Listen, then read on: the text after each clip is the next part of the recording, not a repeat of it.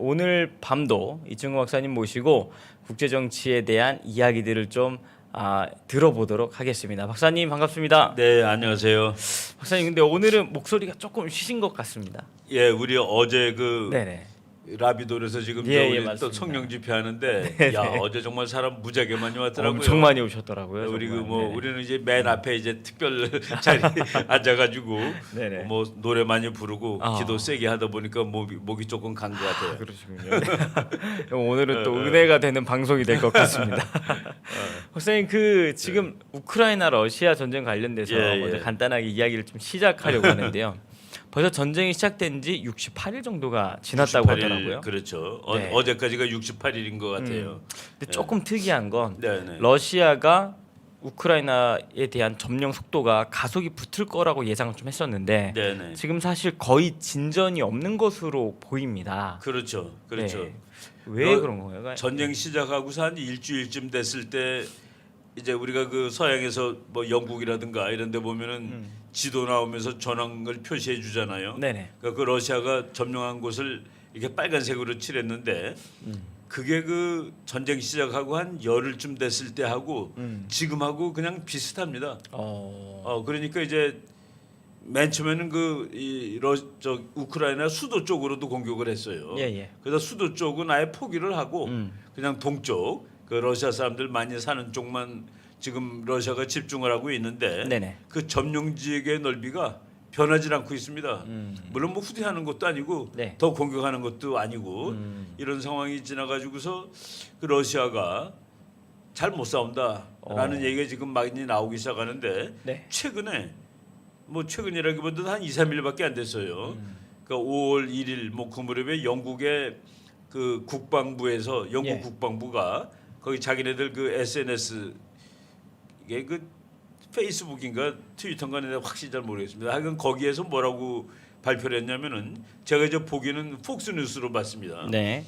러시아가 지금 가서 전쟁을 하는데 전쟁에 들어간 병력의 4분의 1은 이게 거의 그 효율이 없는 군인들이다. 이거는 싸움을 못하는 애들이다라는 식으로까지 발표를 했습니다. 네. 그래서 이건 뭐 이렇게 이거 한 4분의 1 정도는 뭐 총도 못 쏘는 친구들이라 보니까 그러니까 동원이 된 거네요. 그냥. 그냥 15만 명이 들어갔고 네네. 그 15만 명이 들어가면서 그 단위를 요새는 이제 미국 같은 데는 옛날은 4단이 있었는데 지금 4단이 없습니다. 제일 큰 부대가 여단이에요. 네네. 근데 러시아도 뭐 그런 식으로 이렇게 잘게 그 부대를 잘라는지 모르지만은 그 대대 그 바탈리온이라고 그러는데 대대를 네네. 중령이 지휘하는 부대죠. 그거를 120개로 나눠서 이제 전쟁을 시작한 모양인데 그 중에서 4분의 1은 못 쓰는 부대다라고 얘기할 정도니까. 예. 그래서 러시아가 그러니까 전쟁을 하려면은 군인들을 제대로 훈련을 시켜야 되는 거 아니겠습니까? 맞습니다. 네네. 근데 그렇지 않은 상태에서 너무 준비 없이 전쟁을 한 것일지도 모르겠다라는 생각이 들고 지금 이제 러시아 군사력이 약하다는 이야기가 여러 곳에서 지금 나오고 있습니다. 제가 오늘 뉴스에도 보니까 러시아 장교들이 그러니까 숙청당하고 있다는 기사도 좀 봤었는데요. 그렇죠. 러시아 장교들이 뭐 숙청당하, 그러니까 제대로 못하니까 더 높은 사람들한테 이제 책임을 묻는 것이죠. 러시아군이 2차 대전 때는 정말 그 애국적으로 싸웠습니다. 애국적으로 그 자기 나라를 그래서 러시아 사람들 지금 이제 러시아 사람들은 2차 대전을 뭐 Great Patriotic War, 그러니까 대애국 전쟁 뭐 이런 말로도 표현을 합니다. 네. 근데 그럼에도 불구하고 러시아군이 누구한테 제일 많이 사망했느냐? 러시아군한테 제일 많이 죽었다라는 그런 말이 있어요. 그 무슨 얘기냐면은 네네. 앞에는 소대장이 쓰고 네. 그 뒤에는 병사들이 쓰고 맨 뒤에는 하사가 씁니다. 근데 하사가 왜 맨 뒤에 섰느냐면은 탈영하는 놈들을 거기서 쏘는 거예요. 그래서 러시아군 중 사망자 중에서 네네. 제일 많은 숫자가 러시아 하사들한테 죽은 사람이다라는 말이 있을 정도로 그 러시아가 그 전통적으로 그렇게 그 워리어 전쟁을 잘하는 민족은 아닌 것처럼 이제 그런 얘기들이 많은데 네네. 요번에도 영국에서는 이제 4분의 1이나 못 쓰는 병력이다라고 얘기를 했고 그리고 들어가서 이제 싸움을 잘 못한다는 것이 이제 서서히 증명이 되는 거 아니겠습니까? 맞습니다. 나는 그 이제 신속하게 전쟁을 못하는 걸 보고 러시아군은 미군이 아니다라고 해서 한번 맞습니다. 내가 네. 방송을 한번 올린 적이 있었는데 저도 기억이 납니다. 예. 지금은 러시아군은 중국군하고 비슷하다라는 그런 생각이 들어요. 아주 형편없는 군대를 우리가 당나라 군대라고 그러잖아요. 네네. 그러니까 이제 그런 말이 왜 생기는지 잘 모르겠는데 아주 이 졸렬한 군대를 당나라군이라고 그러는데 지금 러시아가 그 비슷합니다. 그러니까 이 우크라이나가 러시아군 탱크 1,000대 부셨다는 말이 과언이 아닐 수도 있겠구나. 뭐 한 2,000 몇백 대가 들어갔는데 2,400대 정도가 들어갔는데 지금 1,000대 정도가 부서졌다는 말이 나오거든요. 제가 그 최근에 본 정보가 장갑차. 네네. 장갑차들 보면 그 타야가 크잖아요. 네네 맞습니다. 그래서 러시아 장갑차들이 그 타야가 이제 한쪽에 4개, 저쪽에 4개에서 8개짜리 우리 트럭 타야 같은 거예요. 네네. 그런데 그 제가 들은 바에 의하면은 그런 장갑차 타이어는 총알을 맞아도 그냥 가게 돼 있습니다. 그거 총알 맞고 빵꾸 나서 가라앉으면 그거 뭐 병사들이 네네. 타이어를 향해 쏘면은 못 쓰는 맞습니다. 거잖아요. 네네. 근데 소련 지금 장갑차들의 타이어가 하도 후져가지고 네네. 총알을 맞으면은 그 그냥 주저앉는다는 겁니다. 펑크가 나가지고. 그래서 돌격이 안 되는 거예요. 아니, 옛날에는 말 타고 돌격했고 네네. 지금은 장갑차 탱크가 돌격하는 거거든요. 네네. 근데 장갑차 탱크가 가다가 쓰니까 근데 소련제 장갑차가 어. 그렇게 형편없는 수준인가요? 그게 이제 네. 소련군이 부패돼서 그렇다는 얘기인데 타이어를 겉모형만 번들을 한 걸 다는데 네. 그것도 중국제를 사다 단다는 겁니다. 그러니까 원래 정품 타이어를 달아야 되는데 네네. 중국 거가 값이 심지어는 170분의 1이라는 거예요. 나는 그 계산이 어떻게 가능한지 이해가 안 가는 거예요. 보니까 기사도 이게 나왔는데 맞아. 한번 좀 띄워주시면 나왔구나 좋겠습니다. 정말 신문에도.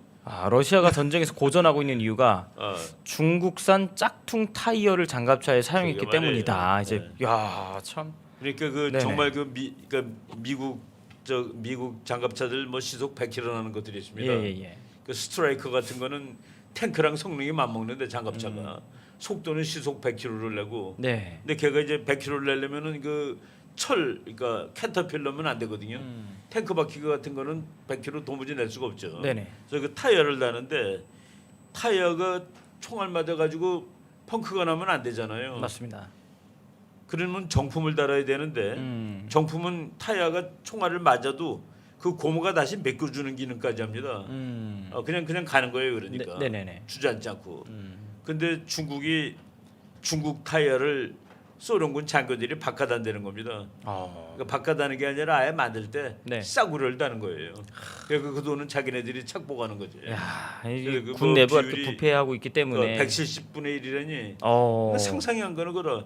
170만 원이면 만 원이래야 되잖아요. 예. 그럼 만 원에 타이어 8개를 살 수가 있다는 소리지. 참. 뭐 하여간 이해가 안 갑니다. 그런데 중국 타이어를 달고서 네. 근데 그 얘기는 내가 그 소련이 냉전 때 망할 때 네네. 그때 소련이 정말로 부패했다는 책을 한번 읽은 기억이 납니다. 그래가지고 지금도 그 부패 상황이 완전히 해결이 안 됐다. 그러니까 중국산 짝퉁 타이어를 달고 장갑차가 가다가 맞습니다. 총알 맞으면 주저앉고 그러는 일이 벌어지는 거죠. 그러니까 제가 읽었던 기억으로는 러시아군 장교들이 네. 그러니까 러시아는 추우니까 이렇게 술 마시는 걸 좋아해요. 맞습니다. 네네. 근데 이제 술 같은 거가 제대로 배급이 안 되니까 공군 장교들이 그 비행 훈련하는 날은 술 파티하는 날이라면서 이렇게 좋아했답니다. 비행 훈련하는데 왜 술 파티를 무슨 합니까? 뜻이냐면은 예. 나도 그 책 읽고 알았는데 네. 비행기가 높이 뜨면은 그 공기가 차가우니까 그 비행기에 서리 이거 같은 차면 게, 예. 거기에 서리 같은 거 끼는데 예. 그 우리 자동차 이제 그뭐 지저분할 때 이렇게 찍찍하면은 워시액 와서 이렇게 워셔 나오듯이. 닦아주잖아요. 네네네. 워시액으로. 예. 근데 그 워시액이 알코올입니다. 알코올. 근데 그게 먹어도 되는 알코올인지 는 모르겠는데 그거를 안 쓴답니다. 그거를 아끼고 안 쓰는 거예요. 예. 그냥 성에 낀 채로 비행하는 거야 막. 그리고 내려와서 그 알코올을 먹는 그 알코올을 거예요? 먹는 와, 참.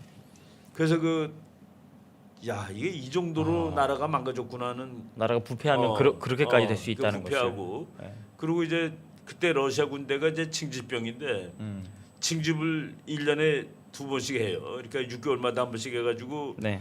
우리나라랑 비슷합니다. 병사들 월급 계급이 4개라. 2등병, 1등병, 상병, 병장. 예. 4개가 있는데 거기서 병장을 소련 말로 할아버지라고 불러요. 그랜드파더예요. 소련 말로. 네네. 근데 걔네들이 하는 일은 아무것도 안 하는 일이 하는 일이에요. 그냥 앉아서 심부름만 시키고 해다 주는 밥 먹고. 사실 군인이라고 보기가 어렵네요, 사실. 네. 소련군 그 징집병사 중에서 이제 일단 제일 높이 올라간 친구들. 네네. 걔네들 별명이 그랜드파더 할아버지인데 걔네들이 하는 일은 아무것도 안 하는 일이다. 근데 그 책 읽고 정말 너무 웃겼는데 그리고 그 징집병을 모으기 위해서 네. 러시아 그 병사들이 그 이란 국경선에 있는데 이란 가서 목동들 양치고 있는 놈들 잡아다가 잡아갖고. 군대에다 집어넣는 거예요. 그렇구나. 이게 얘네들이 러시아 말을 못 알아들으니까 네네. 뭐 차례 열중쇼가 안 되는 거야. 그런 걸 가지고서 러시아가 전- 미국하고 싸우겠다는 건 말이 안 되는 거죠. 참. 그래서 이제 러시아가 망하기 전에 나온 책이었습니다. 네네. 그런데 내가 요번에 이걸 보고서 네. 그처럼 그 부패한 병력이 지금도 계속된다는 소리가 하는 그런 느낌을 받았습니다. 하여간 들어가서 그 우크라이나 약한 나라인데 그거 하나 제압 못해가지고 쩔쩔매고 있는 거라 지금 거의 2달이 넘었는데. 이 얘기 듣다 보면 늘 드는 생각이지만 사실 자본주의가 부패해서 안 된다 이런 말들을 공산주의자들이 좌파주의자들이 이야기를 막 하잖아요. 그러면 근데 공산주의를 안에 캐내다 보면 똑같이 나눠 쓰자라고 말은 하고 있지만 더 부패하죠. 더 부패하는 거 너무 많이 북한의 보게 부패는 됩니다. 뭐 이루 말할 수가 없습니다. 북한의 부패는 어느 정도냐면은 네네. 그 북한의 대학 교수가 한 달에 미국 돈으로 한 뭐 몇 달러밖에 못 받을 거예요. 몇 달러요? 몇 달러. 우리나라 돈으로 몇천 원 받습니다. 와 대학 교수를 대학 하면서요. 교수들이. 그러니까 상상이 안 되게 조금 받아요. 근데 그 북한의 귀족들이 하루 저녁에 밥 한 번 먹으면 몇백 달러씩 먹습니다. 북한의 귀족들은. 그러니까 북한의 귀족들이 은어가 있는데 미국에서 제일 큰 돈이 100달러짜리인데 100달러짜리에는 그 벤자민 프랭클린 네네. 얼굴이 그려져 있습니다. 그래서 걔네들이 프랭클린 한 장 정도는 들죠. 그러면은 100달러 들죠. 그런 소리예요. 그러니까 북한 그 귀족의 아들들이 네네. 그저 우리 생일 파티 하는데 그 프랭클린 몇 장 들어갔어요. 그러면서 이렇게 얘기하는 거야. 그 벤자민 프랭클린 100달러가 몇 개다 그러니까 수백 달러를 밥 먹었다는 소리입니다. 그래서 북한 사람들이 은호로 네네. 미국 할아버지가 최고야 그러는데 벤자민 프랭클린이 최고야라는 뜻입니다. 그다음에 두 번째 할아버지는 중국 할아버지야. 그 중국 돈에 그 모택동이 그려져 네. 있거든요. 그리고 우리 할아버지는 별 볼 일이 없어. 그 북한의 제일 큰 돈에 김일성 그림이 있습니다. 네네. 그래서 북한의 그 은어가 북한에 아주 잘 사는 사람들의 은어가 뭐 우리 할아버지가 제일 형편없어. 미국 할아버지가 최고야. 그 돈에 그려져 있는 그 사람 보고서. 네네. 그 정도로 그래서 북한도 공산국가의 군대가 생각보다 더 약합니다. 제가 그 언젠가 그 또 읽은 책 중에 왜 중국은 미국을 이길 수 없는가에 중국군이 미국군을 따라올 수가 없다는 거예요. 그리고 중국은 권력이 독재자한테 집중된 나라이기 때문에 군사력 군부를 키우질 않습니다.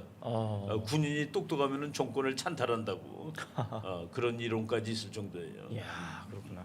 제가 예전에 듣기로는 왜 북한에 네네. 하도 가난하니까 이제 러시아에 벌목공으로 갔다가 그렇죠.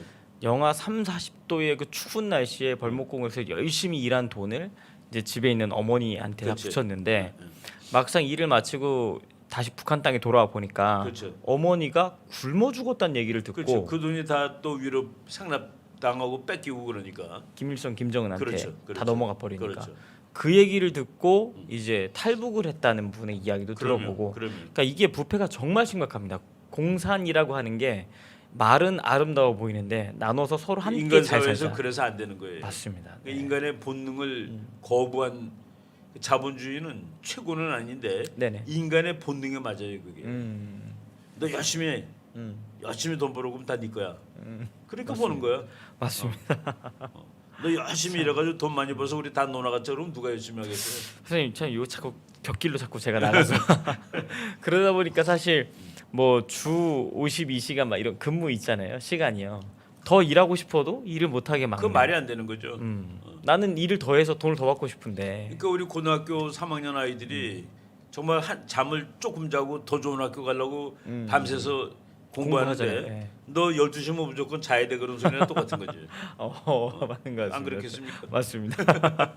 이게 공산주의 사회주의 사상으로 자꾸 나라가 가다 보니까 안 되는 더 거죠. 잘 살 수 있는데 못 살. 우리 대한민국 국민들 더 잘 살 수 있는데 그러네. 그걸 자꾸 자유를 박탈하다 보니까 그러네.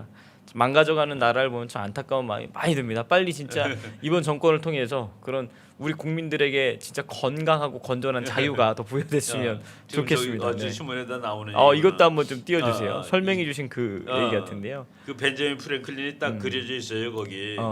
그래서 미국 할아버지라고 그래요. 그 북한 사람들 언어가 미국 할아버지가 최고야가 그 미국 돈이 최고다는 그 뜻입니다. 달러가 파워가 있다 이제. 이야 참 그럼 잠깐 또 북한 얘기 나왔는데 북한 얘기 좀 넘어가 보도록 하겠습니다. 그래요. 북한이 계속해서 지금 핵을 가지고 선제 공격을 할 수 있다는 뉘앙스의 이야기를 계속 하고 있거든요. 그러니까 그놈들이 지금 이제 그 내가 김정일이가 네. 그 어서 빨리 할아버지가 살아계시는 동안 미국까지 가는 핵무기와 미사일을 만들어야 되겠다. 그러면은 조국 통일을 주도적으로 할 수 있다라는 말을 하는 거 보고서 김정일이는 그 미국에서 나온 핵전략 이론책을 자세히 읽고 이해하고 있구나라고 생각을 했습니다. 그게 무슨 뜻이냐면은 자기 할아버지 때 조국 통일을 이룩하려면은 미국까지 가는 핵미사일을 빨리 만들어야 된다라는 얘기는 그래야 미국이 한국 전쟁에 개입할 수 없다 그런 뜻입니다. 그러니까 그건 핵전략의 원칙에 맞는 거예요. 네네. 핵무기는 누구와 싸워서 이기려고 만드는 게 아니라 누구로 하여금 무슨 일을 못하게 하려고 만드는 겁니다. 그러니까 만약 북한이 미국까지 날아가는 핵과 미사일이 있으면은 네네. 미국이 북한이 남한을 공격했을 때 남한은 마음 놓고 도와줄 수가 없는 거예요. 맞습니다. 그러니까 네. 미국 핵폭탄, 북한 핵폭탄 맞을 각오를 하지 않는 한. 그러니까 전쟁 억제를 위해서 미국까지 가는 핵을 만든다. 그거는 핵 이론에 딱 맞는 거거든요. 네네. 근데 김정은이가 최근에 예. 뭐라고 얘기했냐면은 자기를 위협하는 나라가 있으면 핵으로 공격할 거야. 이거는 핵 전략에 그런 거가 없습니다. 먼저 핵으로 공격하는 거는 어떤 사람이 미국도 먼저 핵으로 공격하는 거 있잖아. 미국은 먼저 핵으로 공격하는데 그건 뭐냐면은 공격을 받았을 때 네네. 반격을 핵으로 할 수 있다는 소리입니다. 반격을. 시작을 핵으로 하는 게 아니라 시작을 핵으로 하는 게 아니라 반격을 핵으로. 핵으로 한다는 소리거든요. 네네. 그러니까 이제 그 무슨 왜 미국은 그 정책을 갖고 있었냐면은 네. 재래식 군사력이 나토보다는 와르샤와가 더 그러니까 공산권이 더 셉니다. 네네. 그러니까 이놈들은 언제든지 공격하고 싶어하는 거라. 그러니까 미국이 너네들이 공격하면 우리는 핵으로 반격할 수밖에 없어. 예. 라고 얘기함으로써 공격을 못하게 한 거예요. 근데 북한은 위협을 당하면 핵으로 먼저 쏘겠다라고 지금 얘기를 한 겁니다. 그러니까 미국이 말한 거랑 본질이 달라요. 그러면 박사님 지금 북한이 저렇게 말하고 있는 게 어떤 전술적인 그냥 용어일 뿐일까요? 아니면 실제 실행에 옮기려고 저렇게 하고 있는 걸까요? 그 실행에 옮기더라도 너무나도 비이론적이다는 그 얘기입니다. If threatened 영어로는 만약 위협을 당하게 될 경우에 예. 핵으로 먼저 쏘겠다. 그거는 전략으로 말이 안 되는 거가 북한이 누구를 핵으로 쏘면은 북한도 이제 핵으로 죽어요. 그걸로 끝나는 거거든. 네네. 근데 모든 전략은 자기가 죽는 것을 가정하는 것은 전략이 아닙니다. 그러니까 가미가제 특공대는 전략이 아니에요. 가서 죽는데 그게 무슨 전략이야? 자기가 살아서 이기는 게 전략이지. 마이크처럼. 네. 바로 네. 이런 식으로 그 북한이 지금 하는 얘기는 우리 정상적인 상식적인 전략론에서 위배된다는 그 얘기입니다. 야, 그러면 지금 이 북한이 이렇게 군 전략상 말도 안 되는 이야기를 저렇게 하고 있는데 네네. 어떻게 하는 것이 우리 정부가 바람직하게 좀 대응을 한다고 볼 수 있을까요? 그러니까 이제 우리가 지금 북한이 네. 저렇게 핵으로 위협을 하는데 그 최근에 저 4월 25일 날 북한이 시가 행진한 핵이 정말 다 진짜냐에 대해서는 우리가 의심합니다. 그리고 이제 북한이 핵무기를 그 북한의 무기 체계에 핵무기 체계가 완전히 들어간 상태는 아니에요. 무슨 얘기냐면은 북한은 핵 전쟁을 진짜 할 수 있는 이론과 실제를 다 만들어 놓은 상황은 아직 아닙니다. 그러니까 저는 엉터리 이론이 나오는 거예요. 그 위협을 받으면 그게 뭐 어떤 거가 위협을 받는 건데? 그러네요. 그 위협이 그 너네가 핵을 쓸 만큼 위협을 받는다는 걸 구체적으로 한번 이야기해봐. 미국 항공모함이 서해 바다에 들어오는 거 그게 위협이야? 뭐가 위협이야? 그러니까 이게 도대체 말이 안 되는 거예요. 그러니까 구체적으로 답을 할 수 없는 말을 해버린 겁니다. 뭐 내부 약간 뭐 기강을 위해서도 그런 메시지가 나올 수 뭐 있을까요? 그런 것도 있고, 그러니까 북한이 위협을 당할 때 핵으로 공격하겠다라는 것은 일단 북한이 정상적이지 않다는 것을 증명하는 거예요. 이론이라든가 네. 전략이라든가 이런 측면에서 이거 체계적인 나라가 아니다라는 그런 뜻입니다. 그리고 본인들이 생각했을 때 이렇게 핵무기를 가지고 있음에도 불구하고 생각보다 본인들이 원하는 걸 지금 못 얻어내고 하나도 있기 못 얻어내고 때문에 있죠. 네. 더 좀 그렇죠. 궁지에 몰리다 보니까 그런 제스처가 그게 나오는 이제 게 그 아닌가. 옛날에 소련이나 마찬가지인데 소련이 망할 때 미국보다 핵폭탄이 더 많았습니다. 미국은 한 3만 발, 네네. 그러니까 이제 이 핵탄두로 네네. 소련은 한 5만 발로 쳤거든요. 예예. 근데 그게 그냥 뭐 하나도 못 쓰고 그냥 나라가 무너지잖아요. 근데 이제 많은 사람들이 야 소련이 핵이 없어서 무너졌냐라고 얘기하는데 네네. 그는 소련의 적국인 미국이 핵이 있었기 때문에 서로 못 쏜 겁니다. 그래서 나는 뭐 이게 아직은 서로 한 발씩만 쏘더라도 어, 난리가 나니까. 그러니까 뭐 소련이 핵이 있어도 무너진 이유는 네네. 소련이 핵고지를 해야 될 나라도 핵이 있었다는 그 전제가 있는 거예요. 맞습니다. 그러니까 이제 우리가 아무것도 없는 상태에서 뭐 북한을 얘기할 때 야 소련이 핵이 있었는데도 무너졌는데 북한이 뭐라는 것은 조금 상황이 다릅니다. 우리가 핵이 없으니까. 선생님 그러면 이 부분도 제가 좀 궁금한 부분인데요. 대한민국이 핵 보유에 대해서 예. 혹시 개인적으로 어떻게 생각을 하시는지 궁금합니다. 나는 그 핵 보유론자입니다. 반대하는 사람도 뭐 많이 있지만 국제정치학자들 중에서 나는 그 핵 보유론자인데 네. 그게 이제 고슴도치 이론이라는 그 이론이 있습니다. 아예 고슴도치가 이제 조그만 동물이지만은 네. 이게 사자가 얘를 못 잡아먹어요.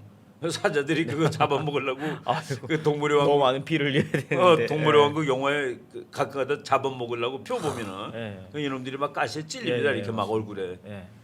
근데 그 잘못하면 염증 때문에 호랑이나 표범이 죽는데요. 그래가지고 이 가시 때문에 네네. 비록 미미한 동물이지만은 맹수의 습격에서 피할 수가 있거든요. 그래서 그거를 빗대가지고 포큐파인 띠어리라는 핵 이론이 있습니다. 그런데 지금 당장 우리가 핵을 갖자는 얘기는 아니에요. 왜 미국이란 나라와 동맹으로서 미국의 핵이 우리 핵이거든. 전술핵이 들어가 있기 그게 이제 때문에. 확장 핵 억지라는 겁니다. 미국이 그 전쟁 억지를 익스텐드 해주는 거예요. 그 익스텐디드 디터런스 확장 핵 억지. 그래서 미국의 핵이 우리 핵이나 마찬가지이기 때문에 우리가 핵을 안 만드는 거죠. 맞습니다. 네. 그러니까 우리가 핵을 만들면 이게 핵 확산에 기여하는 일이 된단 말이죠.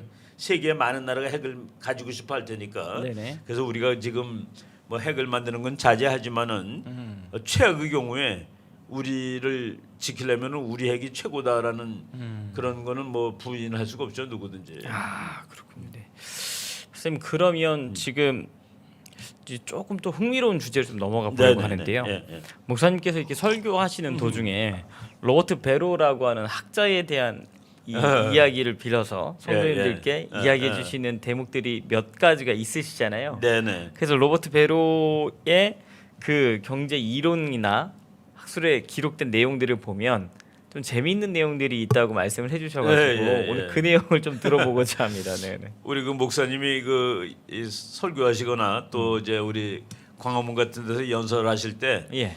그 한국 경제의 기적적 발전, 한국 경제가 사실 뭐 정말 기적적 발전을 맞습니다. 네. 한 것은 틀림없어요. 네. 그걸 얘기하는 세계적인 학자들이 있는데 그 중에 그 로버트 제이 베로라는 하버드 대학 교수가 있습니다. 이분이 네네. 그 이제 거시경제학 뭐 국가들이 어떤 경우에 경제가 발전하느냐 이런 거를 이제 연구하시는 분인데 이분이 한국에 대해서 한국의 그 경이적인 경제 발전에 대해서 아주 그 칭찬하면서 이제 그 재밌는 그 비유를 들어가면서 이제 그 글을 쓰고 그러는 사람입니다. 요것도 뭐 나온 지는 좀 됐어요. 2003년 나온 거니까 거의 20년 가까이 되는 글인데 거기에 그 한국은 정말 그 이 경제 성장의 챔피언이다. 한국은 세계 역사에서 그 one of the champion of economic growth 경제 성장의 챔피언 중에 하나다. 그래놓고 이게 2003년 글이니까 지난 40년 동안 그러니까 1963년부터 네네. 2003년까지 한국이 6%씩 매년 성장을 했답니다. 40년을. 이건 거의 세계 어마어마하네요. 기록이에요. 예, 예. 그 30년을 잘라서 보면 9%가 넘습니다. 그러니까 40년 동안 이제 6% 성장을 했는데 이거는 세계의 거의 기록이다 이거예요. 그래가지고 그 40년 동안에 그 개인 소득이 10배가 증가했답니다. 한국 사람이. 네네. 10배가 증가했는데 그 1963, 2003 그 40년에 10배 증가했는데 이야. 미국이 10배 증가하는데 걸린 시간이 130년이에요. 한국은 40년. 네. 근데 미국은 1870년. 미국이 이제 남북 전쟁 끝나고 그리고 1870년은 남북 전쟁 끝나고 한 5년 정도 지난 후에요. 그때부터 맹렬하게 경제 성장을 했는데 이것도 세계사의 기적이라고 할 정도로 그 빠른 경제 성장이었습니다. 네네. 그런데 1870년서부터 2000년까지 130년 동안에 미국은 경제가 10배가 컸는데 한국은 바로 40년 동안에 10배가 성장됐다라고 비교를 하죠. 맞습니다. 그리고 한국 사람들이 그 1963년에 평균 수명이 54세더라고요. 야, 이게 참 그때는 참. 그러니까 그때는 50세는 전부 할아버지 취급을 받는 거예요. 그러니까 환갑이 되면은 이거는 장수하는 사람이지. 근데 지금은 2003년에는 73, 지금은 80 넘었습니다. 맞습니다. 네. 그렇게 이제 그 경제 그러니까 이 평균 수명도 늘었고 그리고 이 사람이 또 특별히 강조한 거는 빈부격차가 세계적으로 한국은 덜한 나라예요. 한국 사람 매일 빈부격차라고 뭐 난리치지만 양극화라는 말로 사람을 자꾸 양극화 가지고 사람들 선동하고 뭐 화나게 하고 그러는데 맞습니다. 세계적으로 그것이 양호한 나라입니다. 그러니까 그 이승만 대통령 당시에 대한민국 평균 수명이 34.5세인가 그러더라고요. 맞아요. 와, 근데 그때도 90세 사셨잖아요. 이승만 대통령이. 이승만 대통령 딱 90까지 하셨죠. 진짜 약간 모세 같은 분 같습니다. 정말. 모세. 근데 벌써 평균 수명 이렇게 80세 이상, 뭐 100세를 바라보고 있지 않습니까? 그럼요. 네, 맞습니다. 참 여러모로. 그리고 또 보니까 또 재미있는 내용들이 있는데 이 로버트 베로라고 하는 학자가 쓴 책 중에 네네. 종교와 어떤 경제와 아주 밀접한 맞아요, 관계가 있다. 맞아요. 이런 내용도 좀 있더라고요. 네, 이분이 네. 이거 이제 우리나라의 그 경제 발전을 칭찬한 것은 이승만, 박정희의 경제 발전을 칭찬한 거예요. 사실은 예. 고속 성장을 할 수 있는 그 배경이 뭐냐 하는 것을 얘기했고 최근에 쓴 논문은 한국 경제를 상당히 비판적으로 보고 있습니다. 특히 문재인 정부의 그 경제에 네네. 대해서는 여러 번에 걸쳐서 그렇게 하면 안 된다라고 특히 이제 뭐 예를 들어서 그 우리가 코로나 바이러스 때문에 뭐 재난지원금 해가지고 막 돈 놀아주고 뭐 이런 거 있잖아요. 맞습니다. 네. 그런 건 전부 경제 발전을 위해서 별로 좋지 않다. 이건 나쁜 거다라고 이제 다 비판하고 있습니다. 일시적으로 국민들의 목은 축일 수 있지만 그렇죠. 장기적으로 봤을 때 절대 국가적 도움이 안 된다. 이제 이런 경제 발전에 취지에서. 별로 좋지 않은 거다라고 얘기를 했죠. 그런데 제가 이제 다 읽지는 않은 책입니다. 네네. 이분을 이렇게 자료를 찾다 보니까 네. 최근에 이분이 그 책을 다른 교수랑 같이 썼더라고요. 음. The Wealth of Nations라는 책이 아주 유명한 책이 있죠. 그 아담 스미스가 네네. 국부론 어느 나라가 부자가 되느냐, 자본주의 하는 나라가 부자가 된다고 쓴 책인데 그 아주 명저죠. 근데 이 사람은 자기 그 동료 학자하고 Wealth of Religions라고 해가지고 어느 종교를 가진 나라가 부자가 되느냐를 썼는데 거기에 천당과 지옥을 분명히 구분하고 그것이 있다고 믿는 사람들이 많이 사는 나라가 경제 발전이 좋다는 거예요. 한마디로 이야기하면 기독교 그렇지, 국가로 그렇지. 바로 선 나라들이 기독교가 우수한 나라들이 네네. 경제 발전도 속도도 빠르고 발전을 이룩하였다라는 그런 내용의 이런 2003년도에 요 이게 워딩에 대한 내용이 있네요. 강의가 있구나. 네네. 저게 책이 2019년에 나왔어요. 베로 교수 특강 지옥에 대한 두려움이 생산성 그래서 향상 2003년 부른다. 거면은 저것도 한 20년 돼가네, 그죠? 맞습니다. 네네. 근데 요번에 책은 2019년에 나왔는데 예. 내가 그 책의 그 소개를 안내를 봤어요. 그 인트로덕션 읽었더니 그 천당과 지옥을 명쾌하게 구분해 놓은 그 종교를 가진 나라 사람들이 네네. 경제 발전이 빠르다는 거. 우리 목사님이 항상 하시는 말이 근데 기독교 국가가 부자라는 거는 그냥 보면 알아요. 그 유럽 서부 맞습니다. 유럽 국가들이 서북부 유럽 그 나라들이 기독교가 아주 그 강한 동네인데 거기가 경제 발전을 빨리 이루겠거든요 옛날에. 맞습니다. 목사님 저도 이렇게 목사님께서 하도 이승만 얘기하시다 보니까 저도 아주 짧게 공부를 좀 해봤는데 한성 감옥에 있을 때에도 이승만이 많은 고민을 좀 하잖아요. 그러면? 어떻게 하면 우리 조선이 잘 살 수 있을까에 대한 고민. 근데 그럴 때 그 이제 해외에서 온 선교사들이 전해준 성경책 읽다가 성경으로 교육한 어린 아이들이 자란 나라들. 맞아요. 이 나라들은 전부 잘 살고 있는 것을 보면서 그렇죠. 이게 대한민국의 소망이다. 그게 기독교 네. 이국론이라고 얘기하는 그 맞습니다. 기본이죠. 기독교 정신에 의해서 국가를 건설하면은 네네. 국가가 빨리 발전하고 경제적으로 발전하고 정치적으로 민주주의가 되겠다. 야, 참 그 정말 막스 웨버라는 그 독일의 사회학자가 네네. 그 프로테스탄트 정신을 가지고 있는 나라가 네네. 자본주의가 발전하고 잘 산다 그랬는데 거기서는 이제 그렇게 얘기했습니다. 그 프로테스탄트가 청교도 신앙이죠. 청교도. 청교도 신앙을 가진 나라들이 잘 사는 이유가 미국이 대표적인 애인데 그 사람들은 이 현세에서 부자가 되는 거가 네. 하나님의 축복이라고 생각을 합니다. 그래서 부자가 되는 거가 우리나라에서는 최근에 부자가 되면 뭔가 부끄러워하고 그러잖아요. 사회 구조를 뭐 그런 식으로 몰아갔지 웃겨. 않습니까? 왜 부자가 왜 부끄러워요? 그러니까요. 자랑스럽지. 맞습니다. 또 근데 열심히 노력해서 부자가 됐는데 맞습니다. 그거를 부끄러워하고 근데 프로테스탄트 정신은 그게 아닙니다. 우리가 열심히 이제 거기서 사기를 친다든가 불법을 하는 것은 안 되죠 물론. 그렇지만은 정정당당하게 우리가 부를 축적해가지고 부자가 되는 일은 그거는 축복을 받은 일이다라고 치고 맞습니다. 그런 사회들이 경제도 발전하고 부유해진다라는 그런 일은 뭐 서양에 이미 있습니다. 네네. 근데 우리나라 같은 경우에는 그거를 깨는데 정말 뭐 몇천 년 걸린 거예요. 우리나라는 그 산업공상 그래가지고 네네. 상이 제일 밑아니야. 공이 그 다음으로 밑바닥이고 그러니까 사와 농. 그러니까 그게 이제 사농공상으로 이게 순서가 되는데 네네. 몸을 덜 움직이는 순서로 꼭대기입니다. 산은 뭐예요? 그러니까 그 사람들은 나가서 일하는 사람들 아니거든.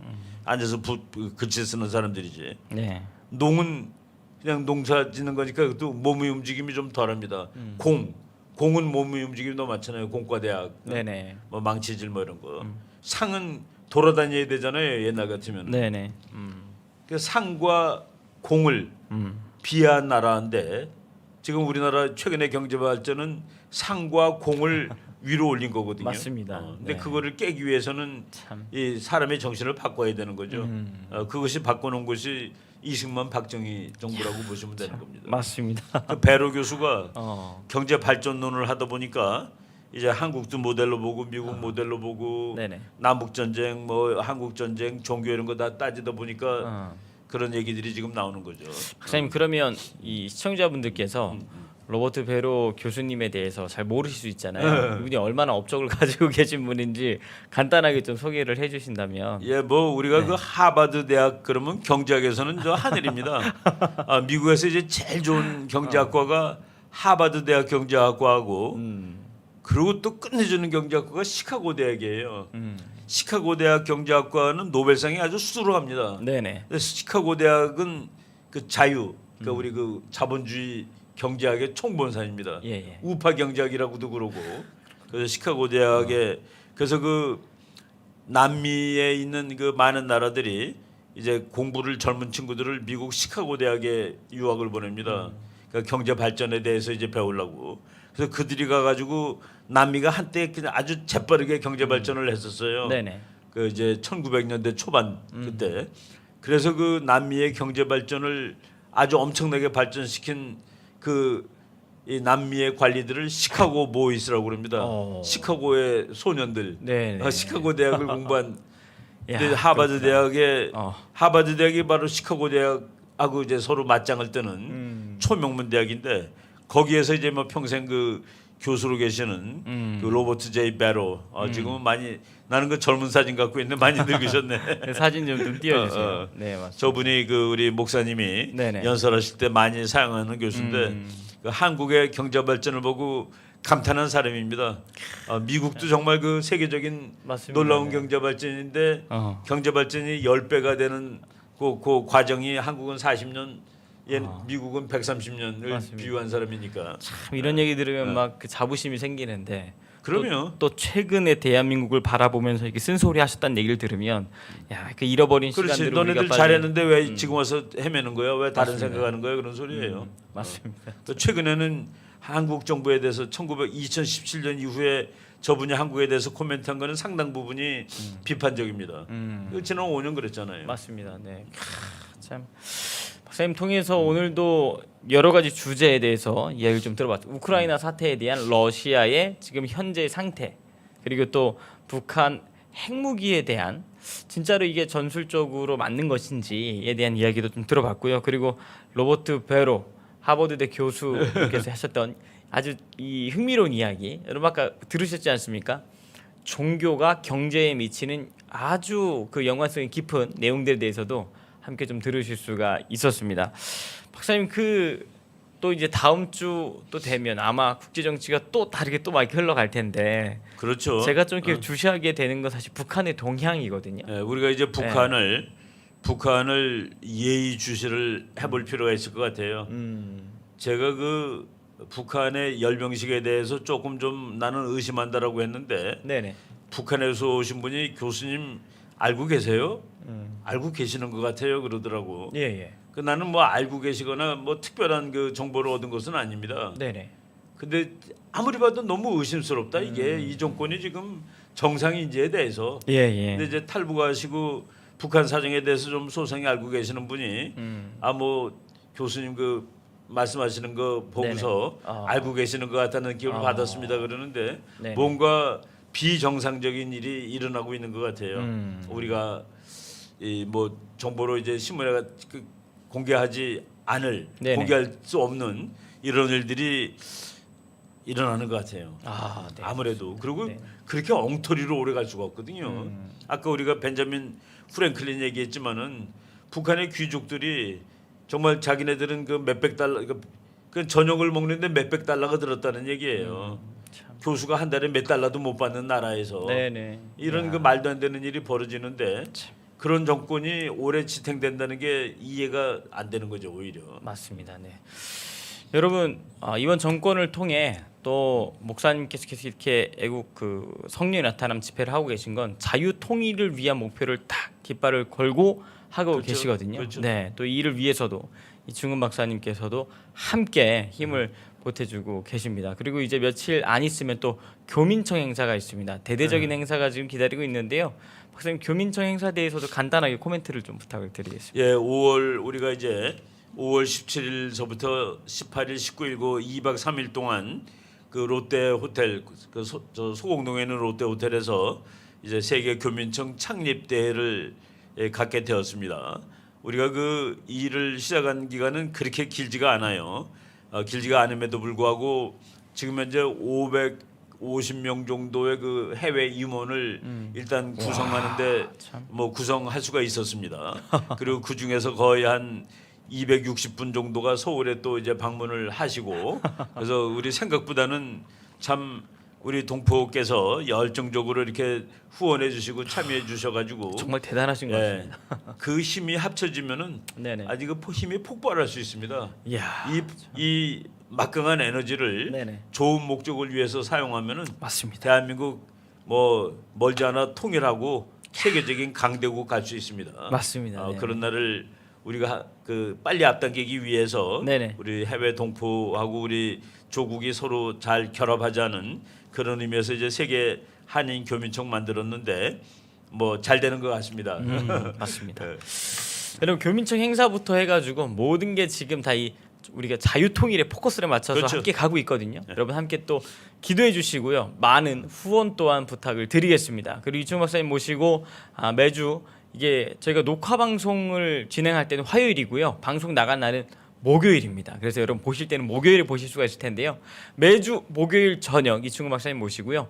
이 이슈더 라이브 통해서 가장 국제 정치의 따끈따끈한 소식들을 전달해 드리도록 최선을 다하겠습니다. 박사님 오늘도 이렇게 시간 내주셔서 감사합니다. 네, 다음 주에 또 뵙겠습니다. 감사합니다.